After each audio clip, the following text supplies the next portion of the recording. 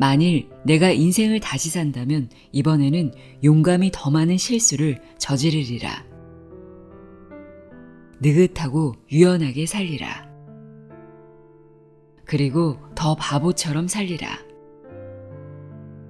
매사를 심각하게 생각하지 않을 것이며 더 많은 기회를 붙잡으리라. 더 많은 산을 오르고 더 많은 강을 헤엄치리라. 일어나지도 않을 걱정거리를 상상하지도 않으리라.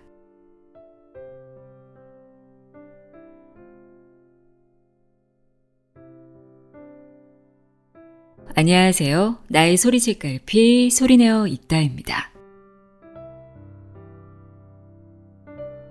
정신분석 전문의로 일하다 43살 나이에 파킨슨병 진단을 받고 22년 동안 병마와 싸우는 와중에도 진료와 강의를 하고 2아이를 키우고 10권의 책을 쓴 사람이 있습니다. 바로 김혜남 작가입니다. 삶이 지칠 때, 용기가 필요할 때 김혜남 작가가 쓴 책들을 읽으며 많은 공감과 위안을 얻었는데요. 오늘은 김혜남 작가의 책 중에서 만일 내가 인생을 다시 산다면 소개합니다. 이 책은 2015년에 오늘 내가 사는 게 재미있는 이유라는 제목으로 출간됐던 책인데요.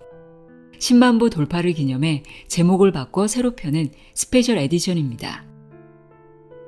저자가 30년간 정신분석 전문의로 일하며 깨달은 인생의 비밀과 오랜 시간 파킨슨병을 앓으면서도 유쾌하게 살 수 있는 이유를 전하고 있는데요. 더 이상 후회 없는 인생을 살고 싶은 이들에게 권하고 싶은 책입니다. 저자는 말합니다. 하나의 문이 닫히면 또 하나의 문이 열린다. 그러니 더 이상 고민하지 말고 그냥 재미있게 살아라. 인생을 다시 산다면 더 많은 실수를 저지르며 살고 싶다. 그렇게 쌓인 경험들이 얼마나 값진지를 알기 때문이다. 살다 보면 마음이 조급해질 때가 있죠. 지금 내가 처한 현실에서 막 도망치고 싶을 때도 있고 또 누군가의 따뜻한 조언이 필요할 때도 있습니다. 그럴 때 꺼내 읽으면 마음이 편안해지는 책입니다. 그럼 지금부터 김혜남의 만일 내가 인생을 다시 산다면 내용의 일부를 읽어드립니다. 귀 기울여 들어보세요. 세상의 모든 지혜를 읽어드리는 소리내어 읽다. 구독과 좋아요, 공유는 큰 힘이 됩니다.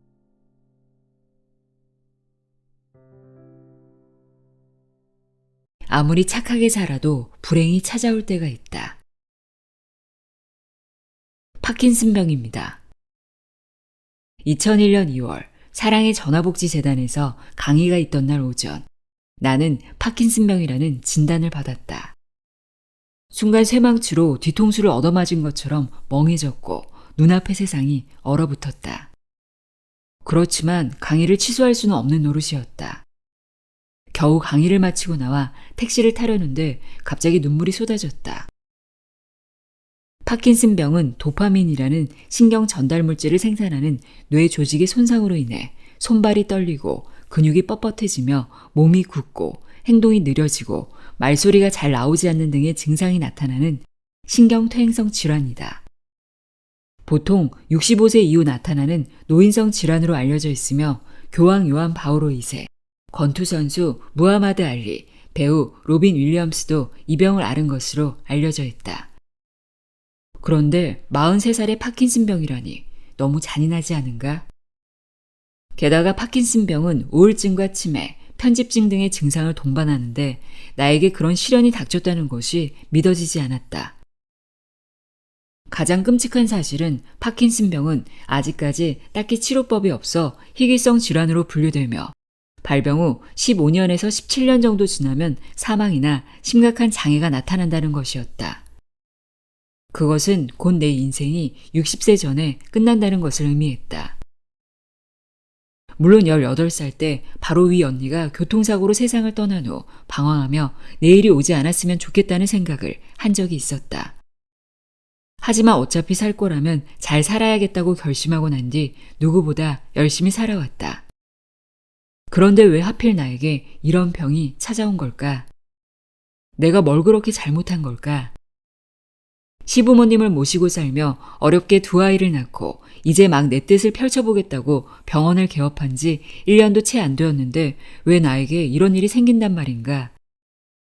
얼마 전까지만 해도 아이들을 데리고 미국으로 유학을 가서 정신분석 공부를 더 하려는 꿈에 부풀어 있었는데 그게 그렇게 큰 욕심이었던 것일까? 큰아이가 중학생이고 둘째는 초등학생인데 그 아이들은 또 어쩌란 말인가? 당시 나는 평상심으로 환자들을 진료할 수 있는 상태가 아니었다. 그래서 일단 병원 문을 닫고 집에 있는데 거의 한 달 동안을 침대에 누워만 있었다. 만약 내가 의사가 아니었다면 파킨슨병이라는 진단을 받아도 병에 대해 잘 모르니까 덜 끔찍했을 수도 있을 것이다. 하지만 나는 의사였고 병에 대해 너무 잘 알고 있었기에 미래가 빤히 그려졌고 그것이 나를 더 우울하게 만들었다. 꼼짝도 안 하고 침대에 누워 한없이 천장만 쳐다보는데 별의별 생각이 다 들었다. 나는 내가 불치병 환자가 되어 의사로부터 몇 년 안 남았다는 소리를 듣는다면 남들과 다른 반응을 보일 줄 알았다. 그래도 의사니까 이성적으로 판단해 현실을 빨리 받아들일 거라고 생각했던 것이다. 울고불고 원망한다 해도 병이 사라지는 건 아니니까 말이다. 그러나 나는 남들과 별반 다르지 않았다. 내가 왜 그런 병에 걸려야 하는지 이해할 수 없었고 눈앞이 깜깜했고 현실을 받아들이기가 힘들었으며 세상이 너무나 원망스러웠다. 그러는 사이 우울은 더 깊어져 갔고 차라리 이대로 죽어버리는 게 낫겠다는 생각이 들었다. 그러던 어느 날 문득 정신이 번쩍 들었다. 아니, 내가 왜 이러고 있지? 나는 그대로인데 단지 달라진 게 있다면 내 미래가 불확실하고 현재가 조금 불편해진 것밖에 없는데 내가 왜 이러고 있는 거야? 내가 왜 오지도 않은 미래를 걱정하느라 현재를 망치고 있는 거지? 당시 나는 피곤하면 오른쪽 다리를 조금 끌고 글씨를 쓰는 게 힘들긴 했지만 환자들을 진료하고 일상생활을 하는 데 있어 중간중간 쉬어준다면 별 문제는 없는 상황이었다. 그런데 왜 오지도 않은 시간을 걱정하느라 침대에 누워 오늘을 망쳐야 하는가? 파킨슨병 치료법이 아직은 없지만 계속해서 연구 중이니 앞으로 개발될 수도 있는 거였다. 그리고 내 뇌에서 도파민 분비세포가 80% 사라졌지만 그래도 아직 20%는 남아있다. 즉 내 노력 여하에 따라 병의 진행 속도를 늦출 수 있는 것이었다. 그래서 나는 일어나 다시 병원에 나가기 시작했다. 환자들을 진료하고 강의를 나가고 집안일을 하고 아이들을 보살피는 일상으로 돌아간 것이다. 그런데 놀라운 일이 벌어졌다. 도파민 작용제는 보통 치료 효과가 3년 가는데 나는 그 약으로 12년을 버텼다. 2013년 그 다음 단계 약인 레보도파를 쓰기까지 말이다. 또한 나는 그 12년 동안 책을 5권 썼으며 진료와 강의도 계속했다. 다행히 치매 현상은 아직까지 나타나지 않았고 우울증도 경미한 편이다. 만약 그때 침대에 계속 누워 병을 원망하고 세상을 원망하며 지냈다면 어땠을까? 몸을 움직이지 못하고 치매에 걸리고 우울증의 늪에 빠져 허우적대는 나를 상상하며 그 시간을 보냈더라면 지금의 나는 없었을 테고 그저 의미 없는 하루하루가 반복되었을 것이다. 살다 보면 예기치 않은 불행이 닥쳐올 때가 있다. 그것을 피할 수 있는 방법은 없다. 하지만 그 후의 시간을 어떻게 보낼지는 내가 어떻게 마음먹느냐에 달려있다. 똑같은 12년이라도 그 결과가 확실히 다른 것처럼 말이다. 그것이 내가 2001년 2월에 파킨슨병 진단을 받고 깨달은 삶의 진실이다. 지금껏 살면서 가장 후회하는 일. 오래전 일이다. 한 시골 할머니가 진료를 받으러 와서는 한참 동안 주위를 두리번거리더니 조심스럽게 나에게 물었다. 근데 원장님은 안 계세요? 아니, 내가 원장인데 왜 갑자기 그런 질문을 하는 걸까 싶었다. 알고 보니 내가 버젓이 흰 가운을 입고 있어도 할머니 눈에는 의사로 보이지 않았던 것이다. 할머니가 살아왔던 남존 여비 세상에서는 여자가 의사를 한다는 게 말이 안 되는 일이었으니까. 물론 지금은 세상이 달라졌다. 의과대학에서 여학생이 차지하는 비율이 30%를 넘고 그만큼 여의사도 많아졌다. 그럼에도 여자 후배들은 나를 찾아와 아이를 낳는 게 두렵다고 했다. 환자 보랴, 논문 쓰랴, 일도 산더미처럼 많은데 언제 아이를 낳고 키우냐는 것이다. 아이를 잘 보살필 자신도 없는 데다가 그 때문에 어쩔 수 없이 일을 소홀히 하게 되어 승진에서 밀리고 도태될까봐 두렵다고도 했다. 그 마음을 어찌 모르겠는가. 세상이 달라졌다고 해도 워킹맘의 길은 아직도 힘든 측면이 많이 있다. 후배에게 아이를 낳았으면 좋겠다고 선뜻 권하지 못하는 이유다. 나는 인턴 때 대학 동기와 결혼했는데 원치 않게 곧바로 임신을 하게 되었다. 다들 힘든데 임신했다는 이유로 일을 줄여달라고 할 수 있는 처지가 아니었다. 그러던 어느 날 외과를 돌 때였다. 그날따라 중환자실에서 환자에게 심폐소생술을 해야 하는 상황이 잇따라 벌어졌다. 환자 3명의 목숨이 왔다 갔다 하는 위급한 상황이다 보니 동료와 선배들이 이리 뛰고 저리 뛰는데 나라고 가만히 있을 수는 없었다. 급한 대로 엠브백, 수동식 인공호흡기를 잡고 또 일이 터지면 달려가서 심장 마사지를 했다. 어느 순간 배가 뭉치는 걸 느꼈지만 아이가 무사하기만을 바라며 환자를 살리는 일에 매달렸다. 눈앞에서 환자가 죽어가고 있는데 나 임신 중이에요 라며 뒤로 빠질 수는 없지 않은가. 그런데 다행히 환자들이 고비를 넘긴 그날 밤 나는 하혈을 했고 끝내 유산을 하고 말았다. 처음이었더랬다. 의사가 된 게 너무 후회되었다. 무리하게 심폐소생술만 안 했어도 아이를 잃지 않았을 텐데 뱃속의 아이를 보호하지 못했다는 죄책감에 한참을 울었다. 그 후로도 얼마 동안은 아이를 잃은 충격에서 벗어나지 못하고 내내 힘들어했다. 그러나 정말 시간이 약인가 보다. 어느덧 나는 2아이를 낳았고 아이들을 키우며 의사생활을 계속했다. 병원일 하랴, 집안일 하랴, 2아이 키우랴, 시부모 봉양하랴, 하루가 어떻게 가는지 모르는 날들의 연속이었다. 하지만 남편과 가족들 모두 도와주지 않는데 4가지 역할을 다 하려고 하니 그 어느 것 하나 제대로 하는 게 없을 수밖에 없었다.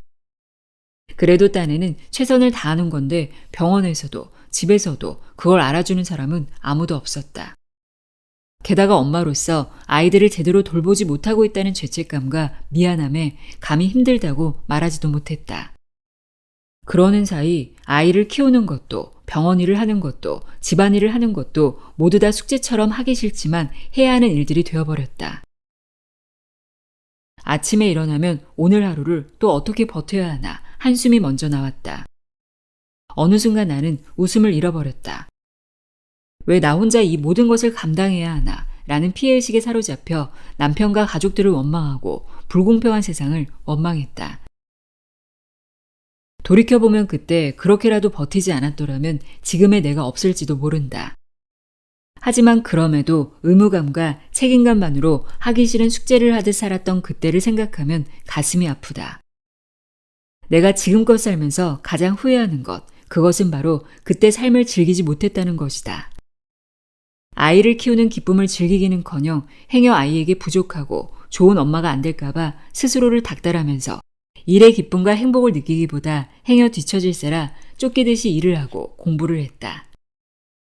삶을 즐기려고 마음먹었다면 시간을 분배하고 내가 할 수 있는 일과 할 수 없는 일을 구분해 가족에게 도움을 청했을 텐데 나는 그러지 못했다. 삶을 즐기려고 마음먹었다면 집에 가자마자 저녁 준비한다고 서두르기 전에 아이와 눈 한 번 더 마주치며 안아주었을 텐데 그러지 못했다. 삶을 즐기려고 마음먹었다면 출근하며 하늘 한번 쳐다볼 여유를 가지고 환자들을 기쁘게 맞이할 수 있었을 텐데 나는 그러지 못했다. 더 기가 막힌 것은 누군가 나에게 삶의 즐거움을 포기한 대가로 얻은 것이 무엇이냐고 물으면 할 말이 없다는 것이다. 그 시절에 가졌던 죄책감과 피해의식은 나의 기쁨을 앗아가고 나를 피곤하게 만들었으며 나를 분노하게 만들었을 뿐이다. 죄책감과 피해의식에 시달릴 시간에 삶을 즐길 아이디어를 내서 그걸 실천에 옮겼더라면 이렇게까지 후회하진 않았을 것이다. 아이를 하루 못 씻기고 재웠다고 해서 큰일 나지 않는다. 일이 많으면 하루쯤 시부모 저녁상을 못 차릴 수도 있는 법이다. 남편에게 아이를 봐달라고 당당하게 요구해도 된다. 그렇게 해서 얻은 시간에 친구들을 만나 밀린 수다를 떨어도 좋을 일이다. 보고 싶은 영화를 보고 듣고 싶은 음악을 들을 시간이 정말 없을까? 마음만 먹으면 끝없이 만들 수 있는 것이 삶의 즐거움이다. 그냥 아무것도 하기 싫으면 아무것도 하지 않으면 될 일이다. 내가 아는 한 워킹맘은 너무 지치고 힘든 날에는 주차장에 차를 대고 1시간쯤 좋아하는 음악을 들으며 가만히 있곤 했다. 가족들에게는 차가 밀려 귀가가 좀 늦어질 것 같다는 거짓말을 하고선 말이다. 나는 그녀에게 잘하고 있다고 말해주었다. 삶을 즐기는 것은 해야 한다는 말을 줄이고 하고 싶다는 말을 늘려가는 것이 그 시작이다. 천재는 노력하는 자를 못 당하고 노력하는 자는 즐기는 자를 이기지 못한다. 그리고 의무감과 책임감만으로 살아가기엔 인생이 너무 아깝지 않은가? 다시 그 시절로 돌아갈 수 있다면 나는 눈앞에 놓인 과제들에 내 인생을 다 내어주기보다는 좀 더 멀리 보며 나를 더 아껴주고 틈틈이 나에게 즐거운 음악을 들려주고 달콤한 휴식을 허락할 것이다. 더 많은 실수를 저질러 볼 것이다. 새는 알을 깨고 나온다. 알은 곧 세계다. 태어나려고 하는 자는 하나의 세계를 파괴하지 않으면 안 된다. 소년 싱클레어가 데미안을 만나 어른으로 성장해 나가는 과정을 그린 헤르만 헤세의 소설 데미안에 나오는 구절이다. 모든 성장엔 고통이 따른다. 새로운 세상으로 나아가기 위해서는 내가 머물고 있던 세계를 깨트려야만 하기 때문이다. 그래서 우리는 그것을 성장통이라고 부른다. 하지만 성장통을 고통스럽게만 바라볼 필요가 있을까? 알을 깨고 나간다는 것은 그 자체로 매우 신나는 일이다. 갑갑하고 좁은 세계를 벗어나 날개를 확 펼치고 날아갈 수 있는데 그게 얼마나 신나는 일인가? 드넓은 하늘을 훨훨 날면서 느끼게 될 자유를 생각해 보라. 나는 그것을 대학교 연극반 활동을 통해 깨달았다. 나는 고등학교 때까지 사람들 앞에서 책 읽는 것조차 힘들어할 만큼 내성적이고 수줍음이 많았다. 그 성격을 고치고 싶어 대학에 들어가자마자 연극반에 들어갔다. 하지만 막상 발성이며 동작이며 남들 앞에서 하려니까 용기가 나지 않았고 힘들어서 그만둘까 생각도 여러 번 했다. 그러다 1학년 겨울방학 때 연극 살아있는 이중생 각하에서 맏딸 역을 맡게 되었다. 비중도 크지 않았고 무대 위에선 실수 연발이었지만 그럼에도 첫 공연을 끝났을 때의 희열은 최고였다. 내가 그 많은 관객 앞에서 연기를 해냈다는 성취감에 너무나 뿌듯한 마음이 들었다. 무언가 내 안에서 불꽃처럼 터지는 것도 느꼈다. 무대 위에서 나는 전혀 다른 사람이었다. 소심하고 부끄러움을 잘 타는 나는 어디론가 사라지고 없었다. 그리고 무엇보다 배역에 몰입해 그 역할을 해낸 경험이 나 자신에 대해 자부심을 갖게 해주었다. 나는 잘하는 게 하나도 없는 너무나 부족한 사람이라고만 생각했는데 나도 뭔가 해낼 수 있는 사람이라는 자신감을 갖게 된 것이다. 그래서 다음부터는 두려워도 무엇이든 또 도전해보자는 생각을 하게 되었다. 미국의 철학자 윌리엄 제임스는 자부심은 기대와 성공의 비율에 좌우된다고 말했다. 성공의 경험이 쌓일수록 자부심 또한 강화된다는 뜻이다. 또 자부심은 도전을 두려워하지 않게 만든다. 그렇게 도전하면 할수록 성공의 확률 또한 올라간다. 성공이 성공을 부르는 연쇄작용이 일어나는 것이다. 그래서 알을 깨고 나아가는 것은 즐겁고 신나는 일이다. 새로운 세상으로 나아가는 것은 무엇을 배우게 될지 모르지만 어쨌든 예전에는 몰랐던 나를 발견함으로써 또 다른 성장으로 이어지는 계기가 되기 때문이다. 나만 해도 연극을 하지 않았더라면 지금도 사람들 앞에 나서는 것을 여전히 힘들어했을 것이다. 그리고 나중에 정신치료의 방법으로 사이코 드라마를 시도할 때 나는 해보기도 전에 못한다고 했을 것이다. 하지만 날이 갈수록 도전은 많은 것을 감수해야 가능한 일이 되어가고 있다. 세상이 너무 빨리 변해 쫓아가기가 힘들 뿐더러 당장 성과를 내지 않으면 도태되고 마는 현실에서 한 번의 도전이 씻을 수 없는 실패가 될지도 모른다는 두려움은 커지게 마련이다. 게다가 경제가 힘들어지면서 우리가 탄 컨베이어 벨트 또한 더욱 좁아지고 경쟁은 더더욱 치열해지고 있다. 즉, 성공할 확률보다 실패할 확률이 더 높아지고 있는 것이다. 누구도 함부로 타인에게 뭐든 도전해보라고 권하지 못하는 이유다.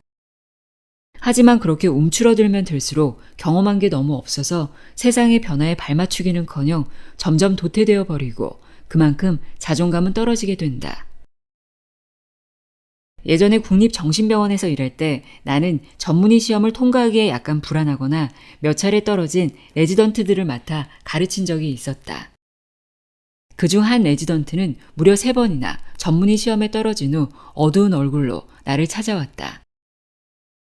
그런데 그가 내민 진찰 기록들을 보고는 깜짝 놀랐다. 누가 봐도 너무 엉망이었던 것이다. 빨리 그 기록을 선배들에게 보여주고 도움을 구했더라면 3번이나 떨어지는 불상사는 막을 수 있었을 것이다. 안타까운 마음에 왜 그랬냐고 물었더니 그가 말했다. 선배들에게 모르니까 가르쳐달라고 하면 자신이 모자라고 부족한 사람으로 낙인 찍힐까봐 두려웠단다. 그래서 무엇이든 혼자 해결해 보려고 노력했는데 일은 더디고 결과도 좋지 못했다고 했다. 실수와 실패를 거듭하면서 나중에는 새로운 일에 도전하는 것 자체를 꺼리게 되었고 나는 뭘 해도 안 되는 사람이구나 하는 무력감에 빠져 아무것도 하지 못했다는 것이다.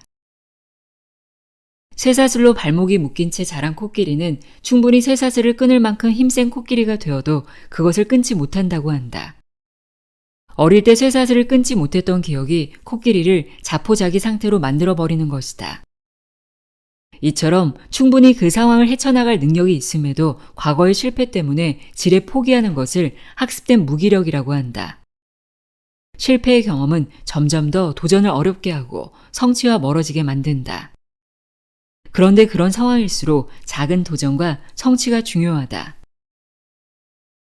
여행을 한 번도 해보지 않은 사람에게 혼자 해외여행을 가라면 무리일 수 있지만 아직 안 가본 가까운 곳을 친구와 함께 가보라고 하면 그리 어렵지 않게 시도해볼 것이다. 그렇게 한두 번 가보면 자연스럽게 더 멀리 가고 싶은 마음이 들게 되고 나중에는 혼자서도 해외여행을 갈 용기를 내게 된다. 이처럼 작은 도전에 성공을 거두면 다음 도전이 더욱 쉬워지게 마련이다. 도전도 무기력과 마찬가지로 학습되기 때문이다. 그렇게 해서 성공이 쌓일수록 우리는 실패 가능성보다 성공 가능성을 더욱 크게 보고 실패하더라도 그 역시 성공을 향한 과정이라고 여기며 재도전하게 된다. 다시 말하지만 알을 깨고 나가는 건 무척 신나는 일이다. 몸집이 커져 어느새 답답해져 버린 알을 깨고 나와 세상을 훨훨 날아다니는데 어떻게 신나지 않겠는가? 무엇보다 그렇게 만난 세상은 우리에게 새로운 경험을 안겨준다. 어찌 보면 삶은 행동하고 느끼고 생각하는 것, 다시 말해서 경험 그 이상도 이하도 아니다. 다양한 경험이야말로 우리의 삶을 다채롭게 만들어준다. 철학자 파스칼의 잠언대로 우리가 인생에 대해 취할 수 있는 최선의 전략은 삶을 우리가 우주를 경험할 수 있는 유일무이한 기회라고 가정하고 그 시간을 최대한으로 활용하는 것뿐이다. 그러니 더는 실수와 실패가 두려워 다가오는 기회들을 놓치지 않았으면 좋겠다. 살아보니 웬만한 실수와 실패로는 인생이 무너지지 않는다. 설령 이혼을 하고 회사를 그만둔다 해도 마음만 먹는다면 다시 잘 살아갈 수 있다는 말이다. 그러므로 작은 실수 하나도 용납하지 못하고 자책하면서 스스로를 너무 몰아세우지 않기를 바란다. 나는 요즘 병 때문에 움직이는 게 힘들다 보니 집 밖으로 나가는 것 자체가 쉽지 않아 대부분을 집에 머무르고 있다. 새로운 세상을 경험해 볼 수 있는 기회가 많지 않다는 뜻이다. 그럼에도 내가 잘한 게 하나 있다면 끊임없이 작은 도전들을 멈추지 않았다는 것이다. 물방울 사진들을 찍어 전시회를 열었고 스마트폰으로 그림을 그려 책을 냈으며 새로운 사람들을 만나 또 다른 도전을 준비 중이다. 내가 사진가들처럼 사진을 잘 찍어서 전시회를 연 것은 결코 아니다. 화가처럼 그림을 잘 그려서 그림 에세이를 낸 것도 아니다. 다만 나는 내가 새롭게 알게 된 자연의 아름다움을 사람들과 나누고 싶었고 몸을 잘 움직일 수 없는 답답한 상황이었지만 스마트폰 그림을 그리며 그 세계에 빠져들어 자유를 만끽할 수 있었는데 그 마음을 사람들과 나누고 싶었을 뿐이다. 그런데 몇몇 사람들에게 내가 찍은 물방울 사진들을 보고 있는데 정말 아름답더라. 선생님이 그린 삐뚤빼뚤 그림들을 보는데 저도 모르게 마음이 편안해졌어요. 라는 말을 들었다. 그거면 충분히 새로운 도전을 한 의미가 있지 않을까? 무엇보다 새로운 도전들을 하며 나의 삶은 훨씬 재미있고 풍성해졌다. 그러니 길을 걸을 때 매일 똑같은 길로만 걷지 말고 한 번쯤은 새로운 길로 가보길 권한다. 음식을 먹을 때도 한 번쯤은 새로운 음식에 도전해보라. 친구를 만날 때도 늘 가던 장소가 아닌 아주 낯선 곳에서 만나보라. 그리고 뭐든 재미있어 보이는 게 있으면 결과와 상관없이 한번 시도해보라. 그렇게 새로운 경험을 수없이 해본 사람과 매일 똑같은 행동만 반복하는 사람의 내일은 다를 수밖에 없다. 만일 내가 인생을 다시 산다면 더 많은 실수를 저지르며 살고 싶다. 쏜살같이 지나가는 시간 속에서 나는 더 많은 도전을 하고 웬만한 일은 두려워하지 않을 것이다. 그렇게 쌓인 경험들이 얼마나 값진지를 알기 때문이다. 훨씬 더 행복해질 수 있는 나를 가로막은 것은 바로 나였다. 예전에는 나이 들어 간다는 게 남의 일인 줄만 알았다. 남들은 다 나이 들어도 나만은 늙지 않을 것 같았다. 그러나 시간은 나의 몸과 마음에 그 흐름의 흔적을 새기고 어김없이 나를 여기까지 실어왔다. 65세. 이제 내가 앞으로 살아갈 시간은 살아온 시간보다 많지 않다.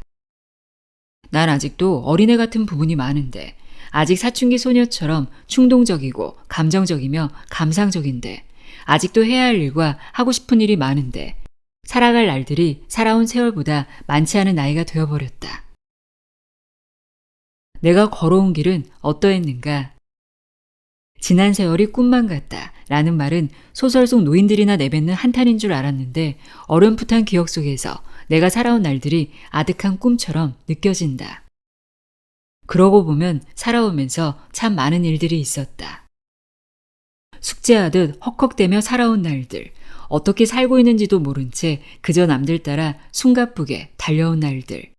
그 세월 속에서 내가 놓쳐버린 것들이 아쉬움 저편으로 사라지는 것을 그저 눈을 뜨고 바라봐야만 한다. 아, 인생의 덧없음이여. 문득 고개를 들어 주위를 둘러본다.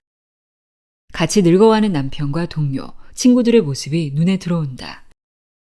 그 뒤로는 예전에 내가 그랬듯 호기심으로 가득 차 여기저기 기웃거리고 제잘되면서 종종 걸음으로 따라오는 아이들의 모습이 보인다.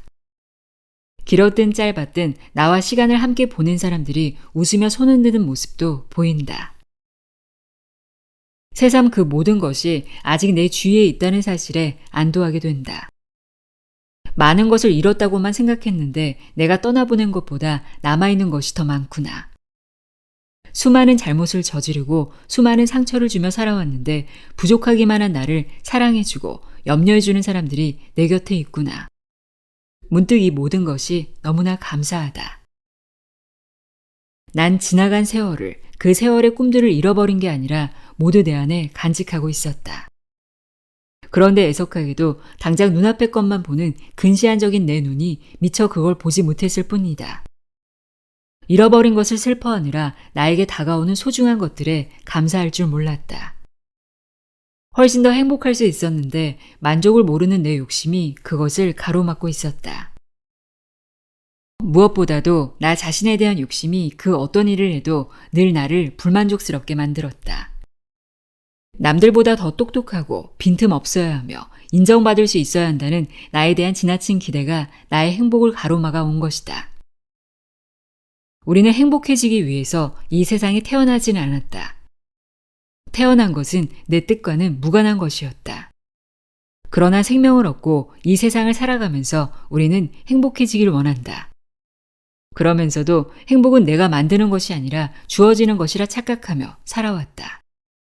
어릴 적 나에게 무한한 행복감을 안겨준 부모님의 보살핌과 사랑에 대한 미련을 버리지 못해서일까? 나는 아직도 그런 사랑과 행복을 간절히 바란다. 혹시 내가 더 나은 사람이 되면, 내가 더 성공하고 완벽한 사람이 되면 그때의 무한한 행복을 다시 찾을 수 있지 않을까 기대한다. 이 기대 때문에 난 항상 짓눌리고 행복을 느낄 수 없었다. 사람은 완벽할 수 없는 존재인데도 완벽해야만 사랑받고 인정받을 수 있다는 어릴 적 나의 불안이 항상 나를 따라다니며 행복을 놓치게 만들었다. 무언가를 더 원하고 그것을 손에 넣는다고 해서 행복해지는 건 아니다. 원하던 것을 손에 넣는 순간 바로 우리는 더 큰 것을 원하게 된다. 사람의 욕심은 끝이 없는데 그에 비해 내가 가진 것이 늘 부족하게 느껴지기 때문이다. 행복은 오히려 덜어냄으로써 찾아온다. 가지지 못한 것들에 대한 욕심을 덜어내는 것, 나에 대한 지나친 이상화를 포기하는 것, 세상은 이래야 하고 나는 이래야 된다는 규정으로부터 벗어나는 것. 그것이 바로 있는 그대로의 나와 세상을 똑바로 보고 내 인생의 주인이 되어 그 안에서 행복을 찾을 수 있는 지름길이다. 지나친 이상화에서 벗어나야 나와 타인에 대해 좀 더 너그러워질 수 있으며 그래야 서로 감싸주며 사랑하는 법을 배울 수 있다. 어쩌면 이 너그러움을 배우는 과정이 바로 진짜 어른이 되는 과정일지도 모른다. 그리고 그것은 우리 인생에서 진정 중요한 것이 무엇인지를 알게 되는 과정이며 마음의 평화와 행복을 찾아가는 과정이며 삶을 깊게 이해하는 법을 배우는 과정이다. 우리는 행복해질 수 있다. 우리가 진정으로 행복해지길 원한다면 말이다. 그리고 우리는 이 삶이라는 고된 강을 열심히 헤엄쳐 왔기에 충분히 행복해질 권리가 있다. 그것은 그리 어려운 일이 아니다. 나를 짓누르는 과거의 무게를 조금 덜어내고 나 자신에 대한 지나친 기대를 조금 덜어내는 것만으로도 충분하다. 문득 내 마음 안에 있는 상처 입은 아이가 사랑스럽게 느껴진다. 그 아이를 사랑스러운 눈길로 다독이자 어느새 보채던 아이가 새근새근 잠이 든다. 그 아이에게 필요한 것은 다른 사람의 사랑이 아니라 바로 나 자신의 사랑이었던 것이다. 내가 좀 더 그 아이에게 너그러워진다면 그 아이는 멈추었던 성장을 계속해 나갈 것이다. 산다는 것은 죽을 때까지 멈추지 않는 성장의 과정이다. 그리고 그 성장의 목적은 바로 우리 삶에서 진정 중요한 것이 무엇이고 진정 행복이 무엇인지를 배우는 데 있다. 그래서 나는 오늘도 하나하나 차근히 배워나간다. 지나가 버린 것들을 떠나보내고 새로운 것들을 맞아들이는 법, 서로 사랑하며 감사하는 법, 그리고 인생의 작은 행복을 느끼고 즐기는 법을.